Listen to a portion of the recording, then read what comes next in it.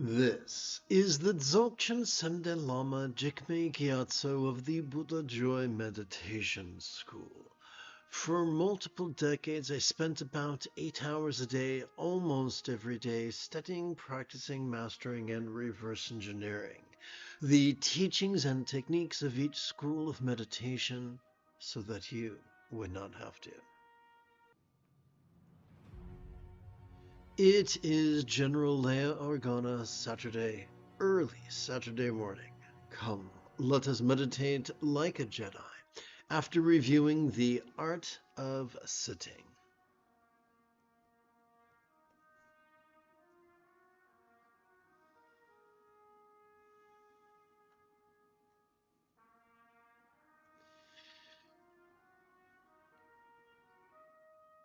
The Mahasiddhas, or great Buddhist yogis of India and Tibet, found it more convenient to teach people how to actively sit using a 7-point outline that commonly was described as the 7-point posture of Vairochana.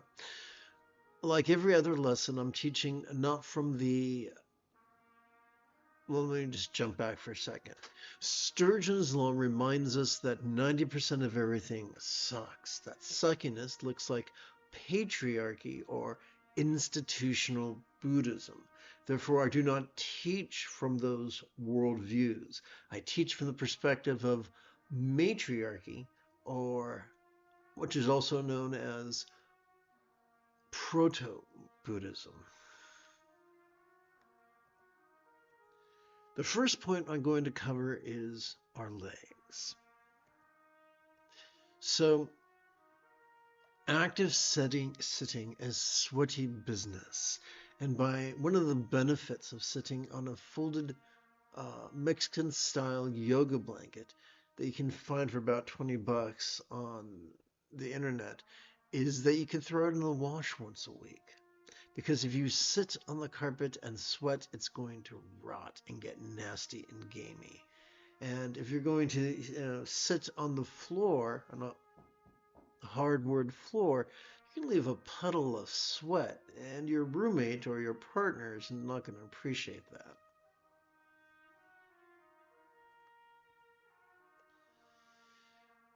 The full lotus posture is excellent for the minions of patriarchy.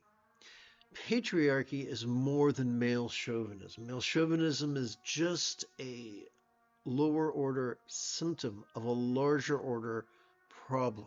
A problem wherein people are conditioned to be rigid, fearful, superstitious, controlling, elitist, cryptic, competitive, and cruel. So for those who are elitist, the full lotus posture is great because most people cannot initially assume it, and only a few people, only a small percentage, have the health to condition themselves to sustainably accomplish the full lotus posture. So if you are promoting elitism, then full lotus posture is A-okay.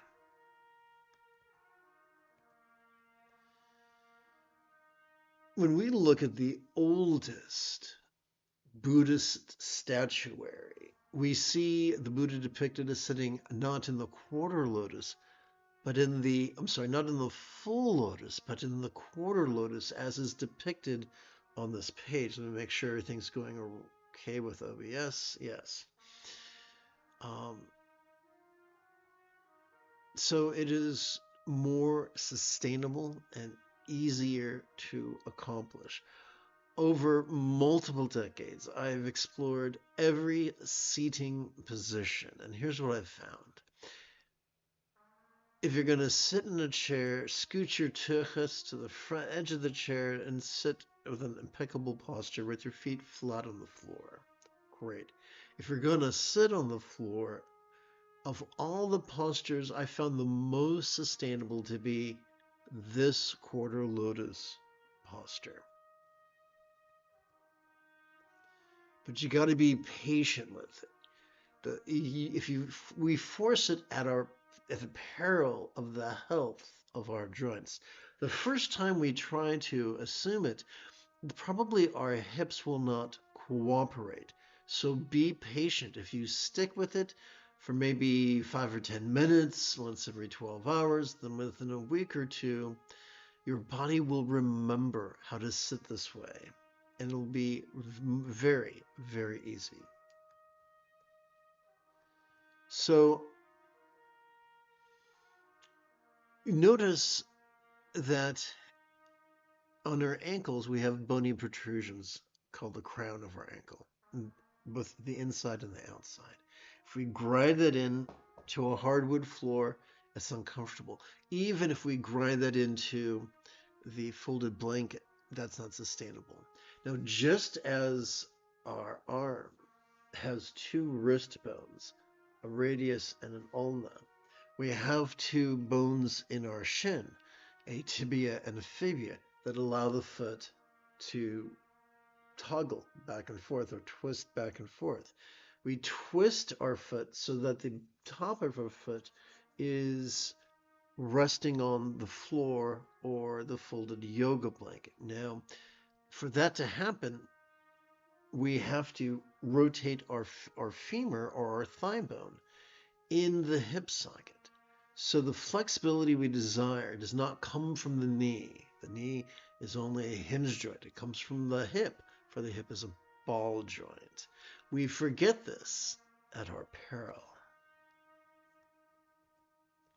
The second point is our hands, which I already explored in the Bengali crease counting lesson. So if you wish a review, so here's a very, very quick, superficial review.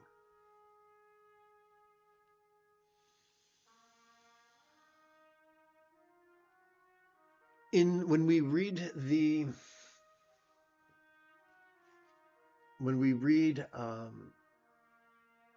Varuchana's early translations of the 5 Shastras of Prahevajra, the great Buddhist reformer to whom Dzogchen is attributed, we see there is a folly of chasing bliss or chasing trance.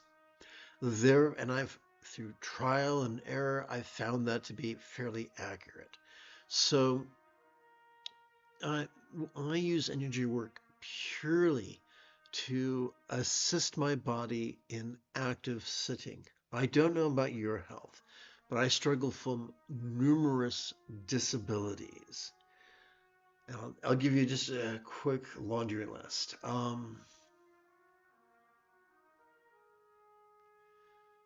Fetal alcohol syndrome, autism, ADHD, and all the comorbidities, such as Ehlers-Danlos and the like. Sadly, a lot of that's all I've got right now. I haven't reviewed my symptom list in a while, but those 4 really keep me hopping. A lifetime of involuntary joint hypermobility and histamine oversensitivity have done terrible things to my joints. So I found that the energy work helps to manage the energy so I can sit on a good day 2 to 4 hours a day. Don't worry, we're not going to sit for 4 hours this morning. We're going to sit for 1. Einstein taught that any educated idiot can make things more complicated, more difficult, and more violent. Hey, Gloria, thanks for coming.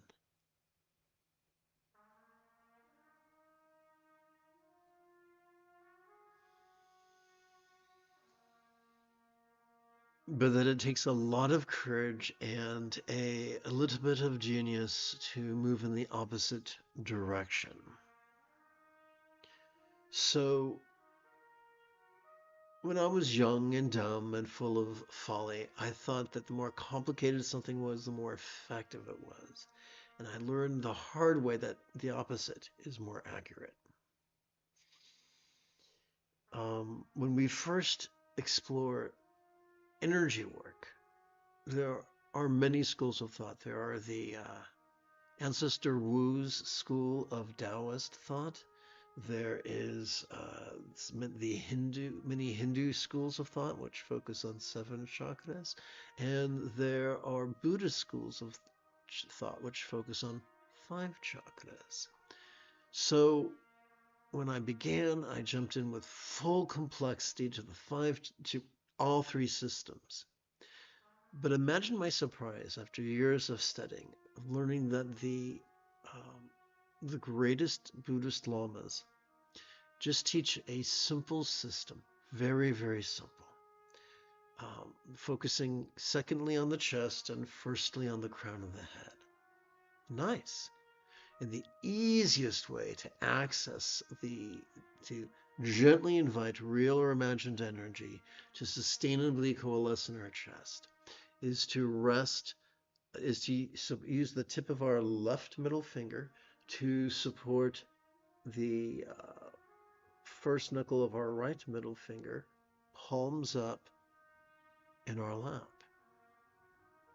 And that the easiest way to gently and sustainably invite our real or imagined subtle energies to coalesce in a crown is to simply use the tip of our left index finger to support the lower knuckle of our right index finger, palms up in our lap. But what are we to do with our thumbs? Now, once again, this is not a majority opinion. I teach from a minority opinion, not because I'm elitist, but because this is the only way I found to cope with my with the myriad symptoms of my compound disabilities.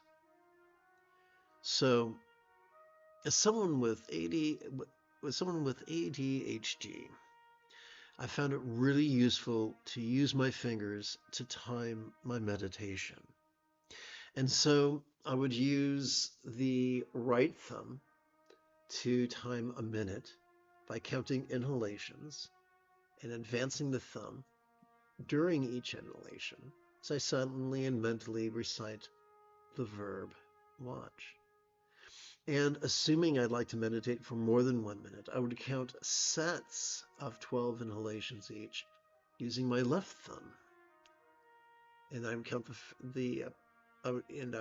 and so in addition to that first set, I could count 12 additional sets, beginning with the lower, middling, and upper set of creases on each of my fingers for a total of 13 minutes. Now, many people would like to meditate more than 13 minutes. And so what I would do is then count collections of 13 sets of 12 inhalations each. And so the way I would count the second collection is to simply slide that index finger up to the second knuckle of the right index finger, with an option to do it again with the third knuckle of the right index finger. And a lot of people could say, that sounds complicated. Why not use a smartphone? Smartphones are great. But they can be, but if you were living in a country enduring a rise of fascism, then you know that smartphones can be confiscated by cranky losers in polyester. So this was first taught to me as Bengali crease counting because the first person who taught it to me, or because it's based on the technique that was taught to me by an aging Bengali. I thought it was pretty cool. So after sitting for 13 minutes or 26 minutes or 39 minutes, you can shift gears quite easily by moving to the middle, moving to the chest, for an additional 13 minutes or 26 minutes or 39 minutes. Now, for various reasons, different people count at different rates, and so it might take you longer or less. It doesn't matter. It's all relative. For those of us suffering with ADHD, it can feel like if we close our eyes in meditation, we'll open them to find a century has passed us by. By playing with this, it helps us to feel like we are less in free fall. As a card-carrying individual with ADHD, this helps me to meditate multiple times a day, almost every day. There's been times when my disabilities, the symptoms of my multiple disabilities keep me bedridden, and sometimes blinded, literally blinded with, what's it called? Migraines.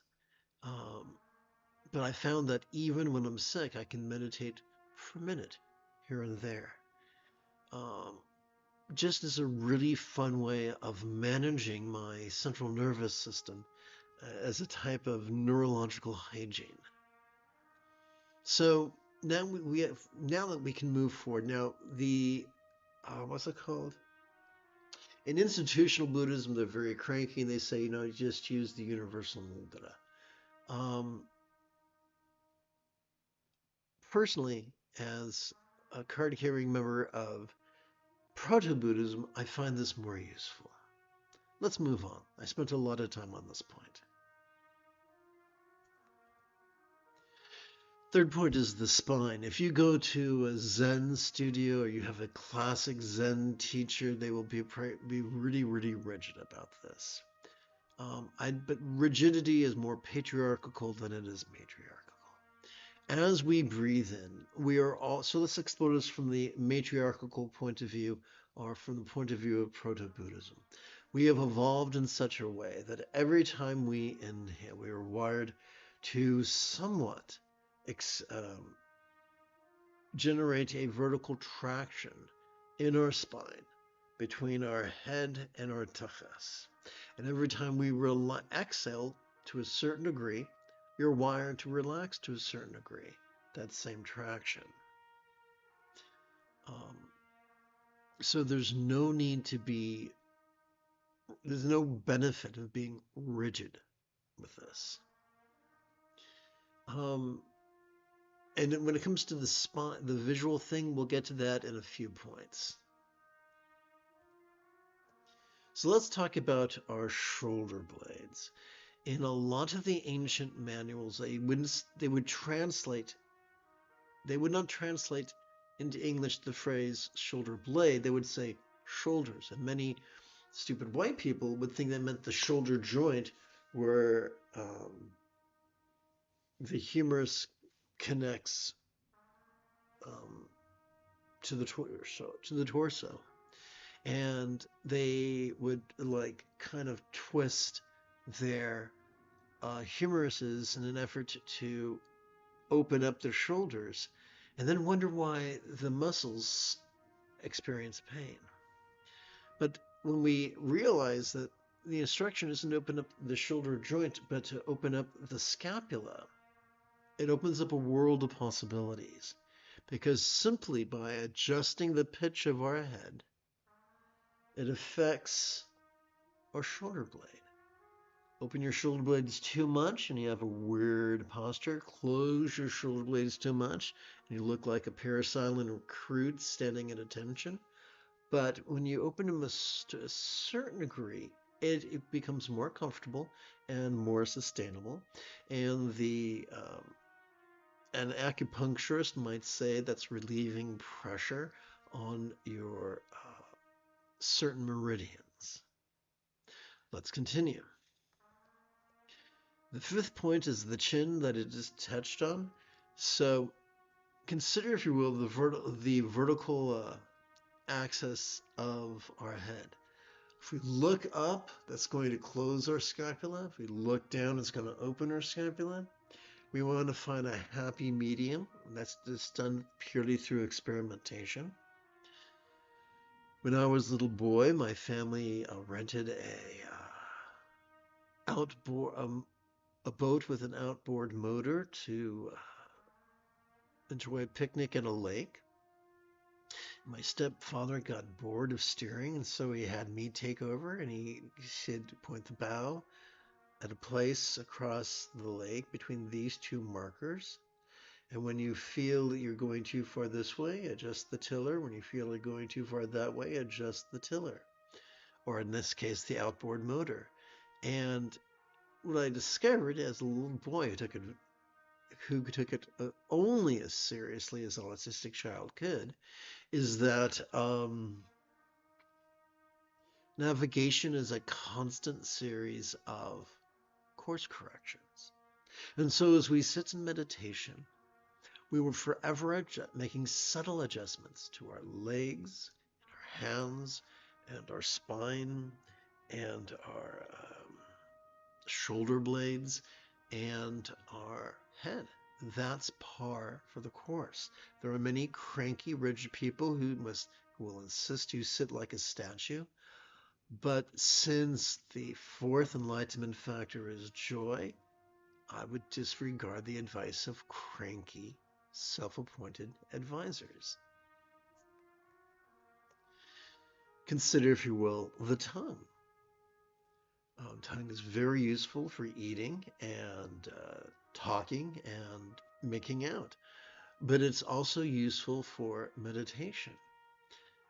I found it useful to touch the tip of the tongue to the roof of the mouth just behind the incisors.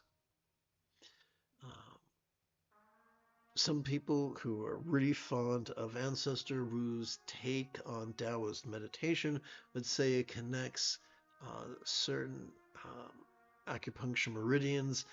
Other people would say it just keeps you from drooling. I just find it useful, just in a trenchant, pragmatic way. All these things are suggestions. The meditation police are not going to kick down the door to make sure and inspect you to make sure your tongue is touching the roof of your mouth. I just find these tools to be useful. And if it seems overwhelming, if it seems like I'm asking you to walk backwards while chewing bubble gum, remember, repetition is the mother of skill. You can master all this in about a week or two. The seventh point, and this is controversial, is what are we going to do with our eyes? There are some who would say, close your eyes tightly like a child who's watched a scary movie and is trying to hide from a monster. Others would say, open your eyes wide like you're surprised. Some would say, hold your eyes at half-mast and relax the tissues surrounding your eyes. Some would say, gaze at the sky. Some would say, gaze at the horizon. Some would say, gaze at the earth. Each of them is convinced that their method is the only way that works. My favorite, as a student of neuroscience, my favorite thing to do with my eyes in meditation is gently close them.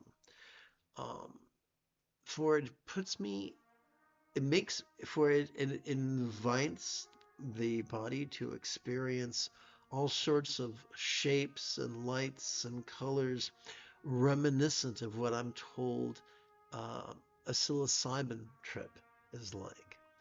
There have been many functional magnetic resonance imaging studies that explore the benefits of tripping under controlled circumstances. And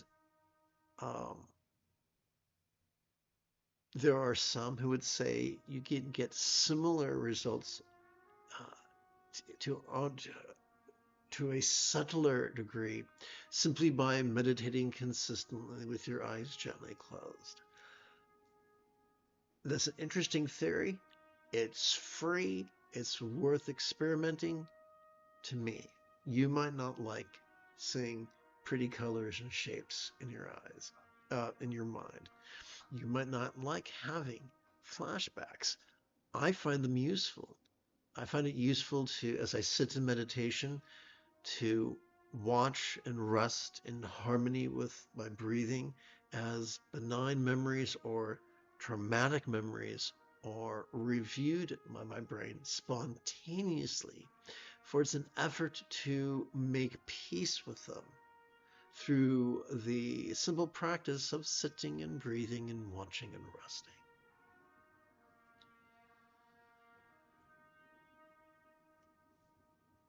Remember, if we passively listen to the body's wisdom revealed by watching and resting in harmony with our breathing, then progress upon this path becomes an inevitability.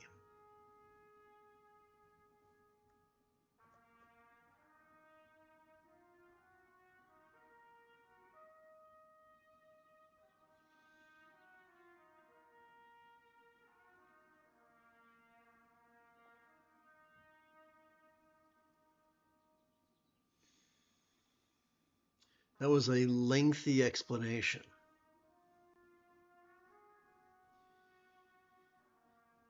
In preparation for our practice of the mindfulness and meditation of clarity and letting go, let us use the tip of our left index finger to support the first knuckle of our right index finger, palms up in our lap.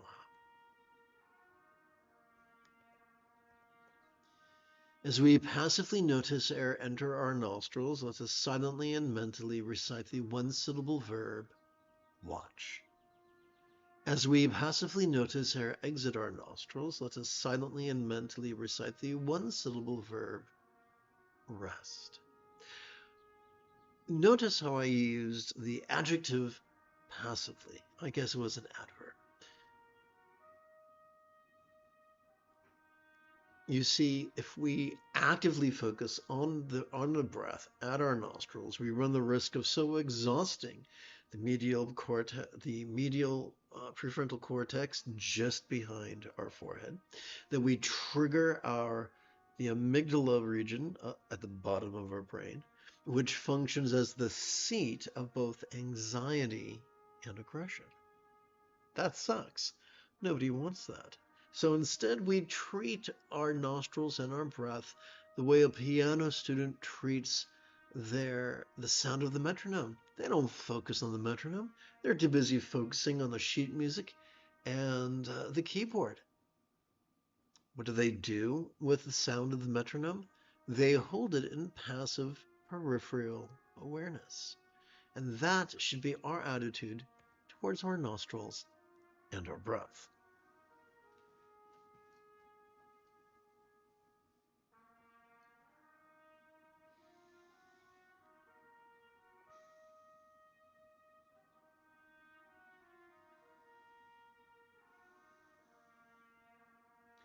The moment you have a specific question about the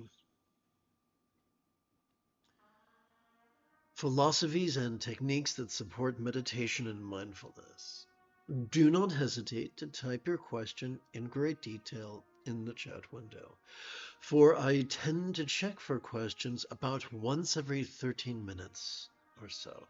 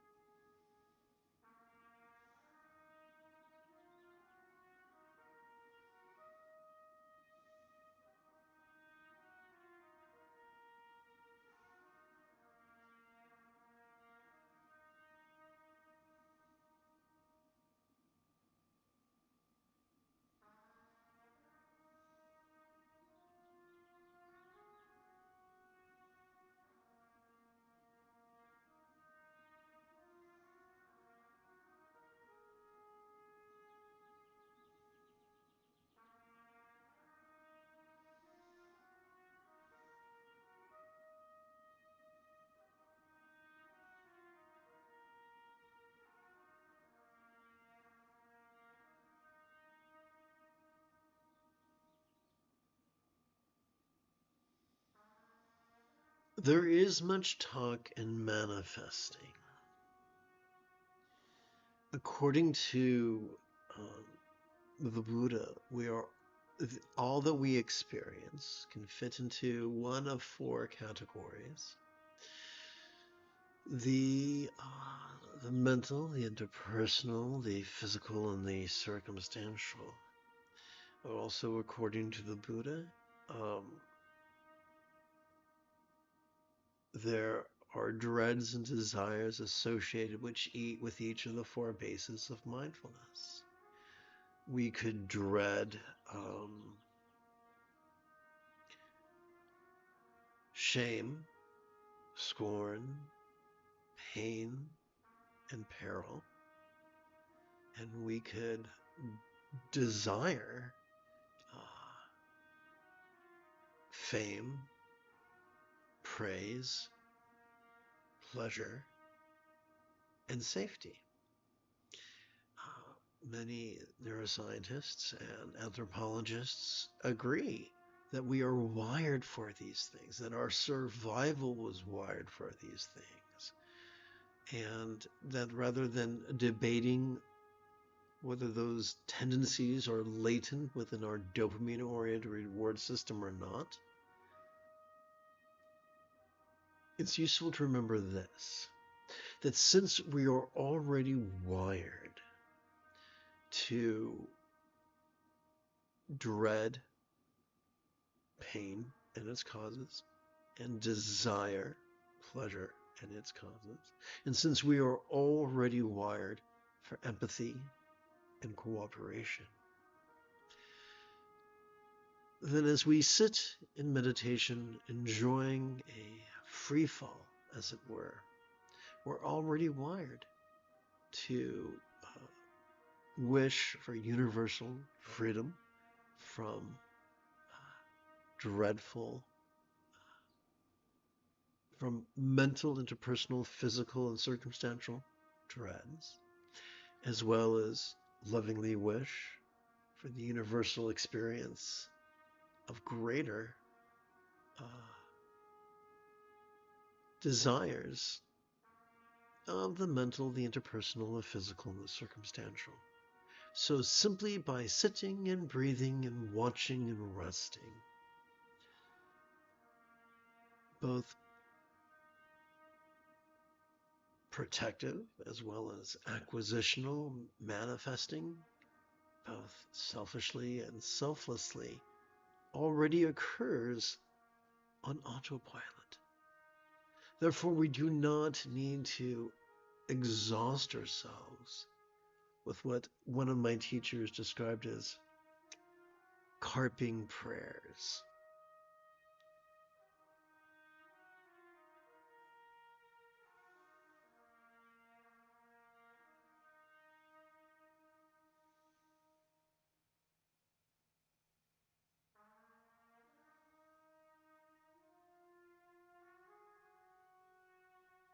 And some would say, what about the colonization of Tibet by Red China? Their effortless protection and manifesting didn't seem to protect them, but a skilled student of foreign affairs would say, let us forget capitalist propaganda. During the Buddhist theocracy of Tibet, the majority of Tibetans were landless peasants, and they endured a rather brutal feudalism. And under the continually evolving practice of communism in China, they fared much better. Child mortality rates dropped, longevity increased, and literacy increased, as is common in socialist regimes. The greatest Tibetan meditators lovingly wished for the universal liberation, and the Tibetan diaspora has contributed to the study and practice of various facets of Tibetan Buddhism upon every populated continent. So, from one perspective or another, no, these people did not experience tragedy. They experienced good fortune. Good fortune comes not always in the exact way we want it, and not always at the exact time we want it, but it comes nonetheless.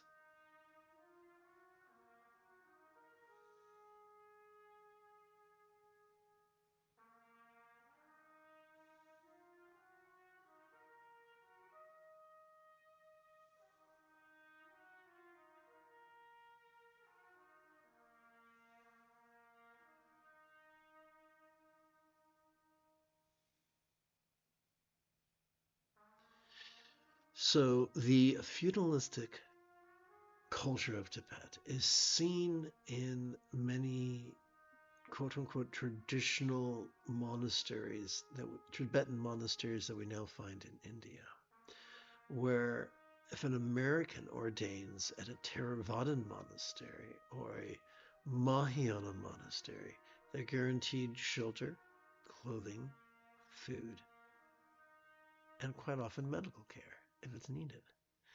But those same Americans ordaining in Tibetan centers often find, no, they're left to fend for themselves when it comes to the essentials for life. That runs contrary to the Buddha's teachings, arguably, and it reflects the type of feudalism that was rampant in the practice of Tibetan Buddhism prior to the communist revolution. I've known middle-aged monks who could not afford to do a 3-year retreat, and therefore, even though they'd mastered the teachings, the superficial teachings, they were forbidden from learning the inner teachings because they could not afford to pay for them. This is a tragedy, and it is the price we see, not only for feudalism, but for capitalism. So, as both a Buddhist and a commie, I have no problem with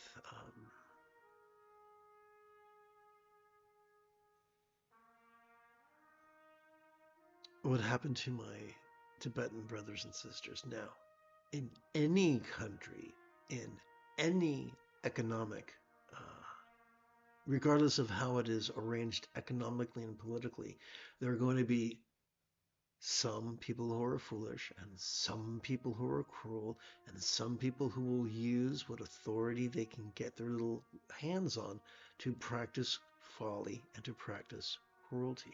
We see that in every country, and we see that under every political system. Does that make it okay? No, it's a tragedy. Humans need to evolve beyond that. But we can't look at perhaps Kundun or 7 years in Tibet and expect it to be the gospel truth.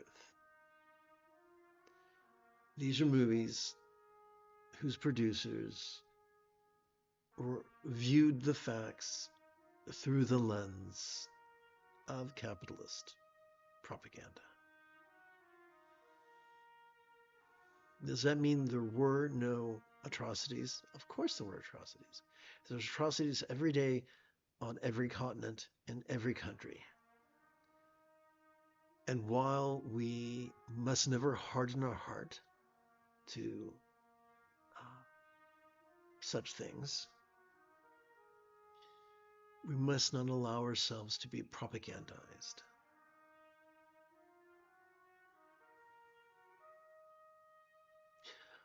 I'm queer, and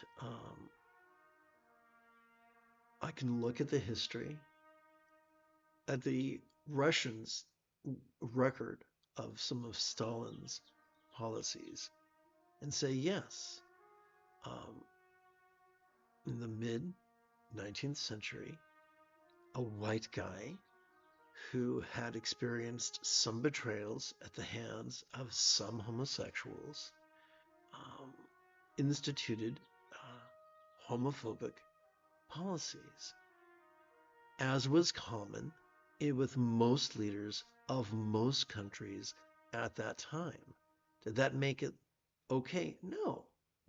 Cruelty is cruelty regardless of the economic system in which it is meted out.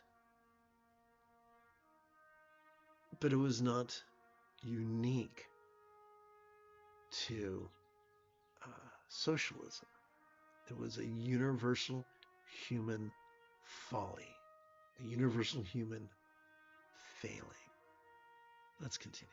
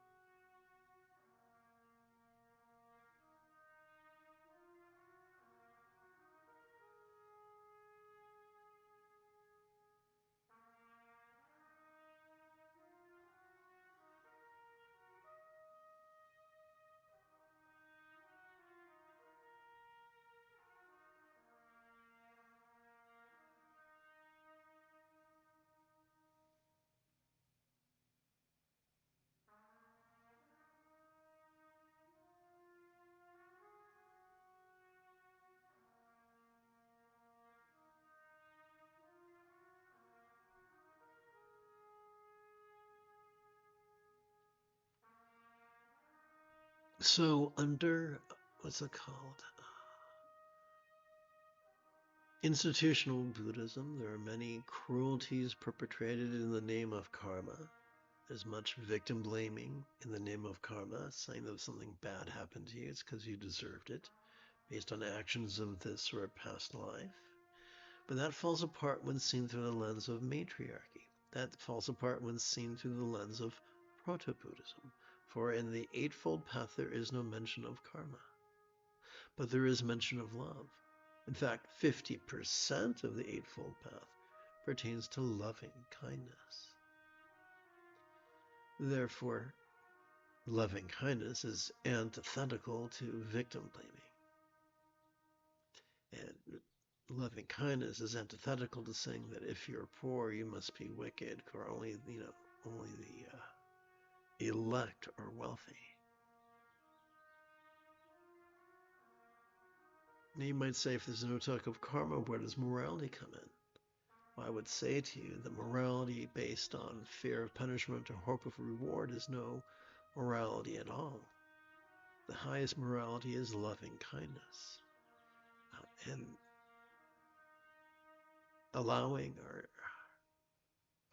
our experience of the mental, the interpersonal, the physical, and the circumstantial to be guided by loving kindness is the highest morality. And is a wonderful fringe benefit of simply sitting and breathing and watching and resting once every 12 hours or so. It calms our amygdala, the seat of aggression and anxiety, and gently stimulates our anterior cingulate gyrus, the seat of empathy. The more we sit and breathe and watch and rest, the more our choices and utterances and deeds are guided not by contrived calculations nor wild scatterness, but instead by love's deeply centered spontaneity. That is the highest morality, and can be mastered in as little as a week.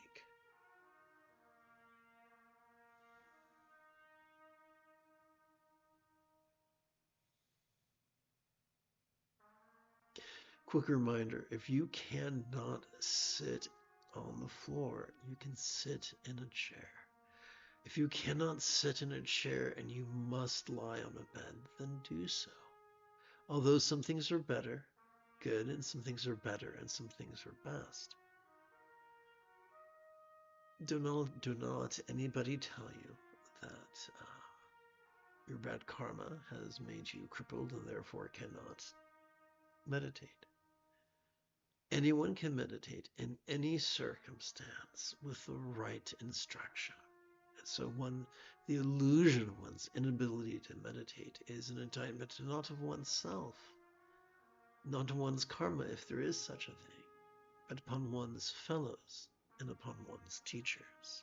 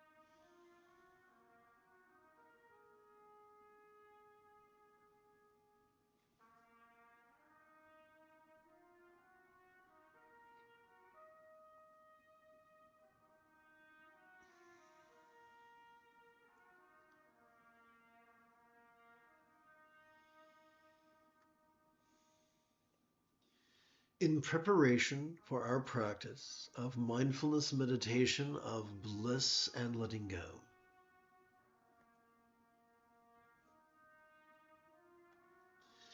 let us gently invite our real or imagined subtle energies to coalesce in our chest by using the tip of our left middle finger to support the lower knuckle of our right middle finger, palms up in our lap.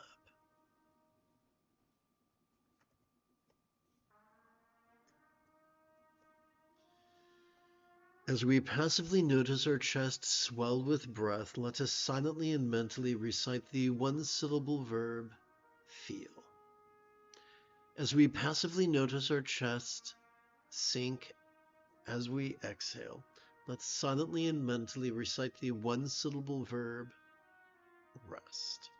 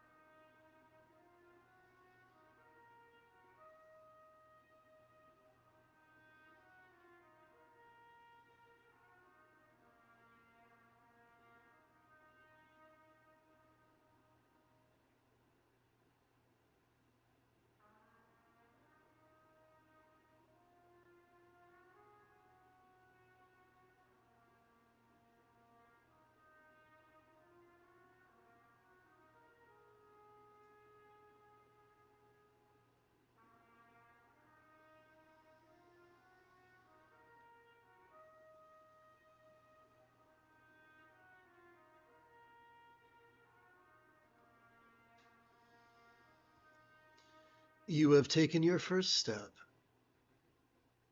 into a much larger world.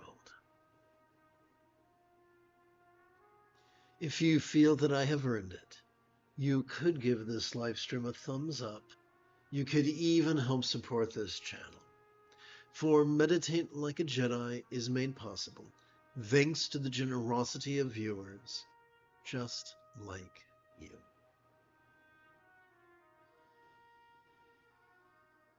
In approximately 9 3/4 hours, I would very much like to return to lead today's dawn practice of Meditate Like a Jedi.